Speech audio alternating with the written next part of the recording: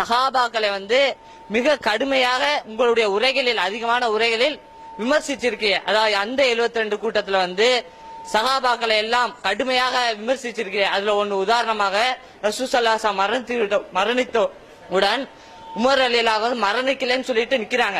அப்ப அபூபக்கர் ரலியல்லாஹு அந்த இதை சொல்லி காட்டும் பொழுது உமர் ரலியல்லாஹு கொள்கை குழப்பம் செய்து விட்டான்னு சொல்லிட்டு அந்த அளவுக்கு கடுமையான வார்த்தையில நீங்க சஹாபாக்கள் விமர்சிக்கிறீர்கள். அதற்கு காரணம் சஹாபாக்களை நம்ம கொள்கையில குழப்பம் அடைந்து விட்டார்கள் என்றெல்லாம் நம்ம சொன்ன விமர்சனம், கடுமையா விமர்சனம் பண்ணோங்கிறாங்க. கடுமையா நம்மள விமர்சனம் பண்ணணும் அப்படி இருக்குன்னு சொன்னோம், நம்மளாவா சொன்னோம்? ரசூலுல்லாஹ் மூத்தா போகலன்னா கொள்கை குழப்பம் இல்லையா? அது என்னமோ இல்லாத போட்டு இட்டு கட்டி சொன்னா தானங்க அது வரும். ரசூல் ஸல்லல்லாஹு அலைஹி வஸல்லம் மூத்தா போயிட்டாங்க, மூத்தா போகல, போனதா சொன்னா கொண்டு விடுவேன் அப்படின்னா அந்த நேரத்தில் உமர் ரலியல்லாஹு கொள்கை குழப்பத்தெல்லாம் இருந்தாங்க. என்ன டவுட்டுங்கிறேன்?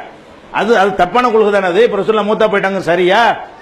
கொள்கை குழப்பத்தை எப்படி முடிவு செய்யணும்னா ஆளை வச்சு முடிவு செய்யக்கூடாது, கொள்கையை வச்சு முடிவு பண்ணணும். நீங்க ஆளை பார்த்துக்கிட்டு அது எப்படி கொள்கை குழப்பம் பண்ணுவாருன்னு அப்படி நினைக்கிறீங்க. நாம எதை பார்க்கணுங்கிறோம்? இந்த செயல் என்ன? இது ரசூலுல்லாஹ் மூத்தா போயிட்டாங்க, இறந்து போயிருக்கிறாங்க, நல்லா தெரியுது. அப்ப வாளை எடுத்துக்கிட்டு யாராவது ரசூலுல்லாஹ் மூத்தா போனதா சொன்னா கொன்னு விடுவேன் இப்படின்னா இது கொள்கை குழப்பம் இல்லாம என்ன? இதுக்கு பேர் என்ன? இப்ப ஒரு ஆள் செத்து போயிட்டாருன்னு வைங்க, உங்க அசத்து மூத்தா போயிட்டாரு. ஒரு ஆளை வாழ்த்து என்ன செய்யறாரு? அசரத்து மூத்தா போயிட்டாரு சொன்னு வைங்க, தலையை சீவிடுவாங்கிறாரு. இவருக்கு என்ன பதில் சொல்லுவீங்க? இவருக்கு என்ன ஜட்ஜ்மெண்ட் பண்ணுவீங்க? நல்ல கொள்கைங்களா? அது சொல்ல மாட்டோம். என்ன சொல்லுவோம்? கொள்கை குழப்பம் தான், புரியல இவருக்கு. அந்த நேரத்தில் அவர் ரசூலுல்லாஹ் அந்த இழப்பை தாங்க முடியாமல் அவருக்கு சில விஷயங்கள் புரியாம இருந்திருக்கலாம். கொள்கை குழப்பத்துக்கு காரணங்கள் இருக்கலாம். அதுல உடனே தெளிவடைந்து விட்டார்கள். கொள்கை குழப்பத்திலே மூத்தா போயிட்டார்கள் சொன்னா தான் சொர்க்கவாசின்னு சொன்னதுல என்ன ஆச்சுன்னு வரும். கொள்கை குழப்பம் வந்துச்சு, அபூபக்கர் தெளிவுபடுத்தின கிளியர் ஆகி கொள்கை குழப்பம் இல்லாம அவங்களும் சேர்ந்து ரசூலுல்லாஹ் மூத்தா போயிட்டாங்க முடிவுக்கு வந்து விட்டார்கள். அந்த டைமில் குழப்பம் இருந்ததா இல்லையா? அப்ப அது சரியா? அப்ப அது குழப்பம் இல்லைன்னா அது சரின்னு சொல்லுவீங்களா? அப்ப அந்த மாதிரி சொல்லலாமா ஒரு ஆளு? அது அல்லாட்ட குற்றமற்ற ஒரு காரியம் யாராவது வாதிட முடியுமா? இறந்து போன ஒரு ஆளை பார்த்து இறந்து போகவில்லைன்னு சொன்னா அது தெளிவான மார்க்கம் யாராவது சொல்ல முடியுமா?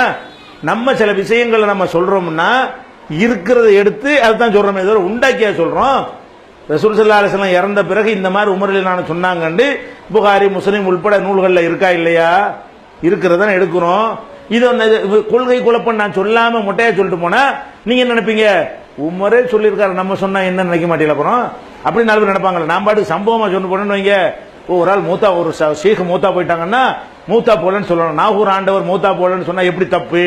உமரே சொல்லி இருக்கிறார்களேன்னு ஒருத்தன் சொல்லுவான் நாளைக்கு. அப்ப சொல்லும் போதே குழப்பம்னு சேர்த்து சொல்லிட்டா சொல்ல மாட்டான்ல. ஒழுங்கா அன்னைக்கு அந்த ஹதீஸ மக்களுக்கு சொல்லும் பொழுது உமர் சொன்னது நிஜம், ஆனா தப்பு.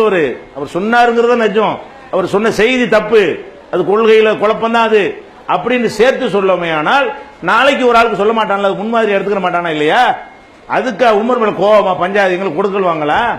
அவங்களுக்கு இது விவகாரமா? நமக்கு அல்லாஹ்வுடைய மார்க்கத்தை காப்பாத்துறதுக்காக வேண்டி என்ன செய்ய வேண்டியிருக்கு? அபூபக்கர் எப்படி காப்பாத்துறதுக்காக வேண்டி அந்த வார்த்தை இறங்கி சொன்னார்களோ அதை தான் நம்ம சொல்றோம். அபூபக்கர் சித்திக்குடைய அந்த உறுதிப்பாட்டில் இருக்கிற யாரா இருந்தாலும் இப்படித்தான் சொல்ல வேண்டும்.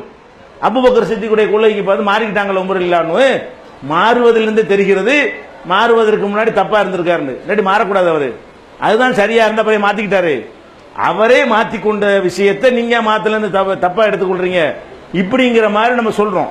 72 கூட்டத்தில் இது மாதிரி நிறைய சொல்லி இருக்கிறோம். அதுல எந்த ஒன்றும் இட்டுக்கட்டி சொன்னது கிடையாது, உள்ளது சொல்றோம். அதான்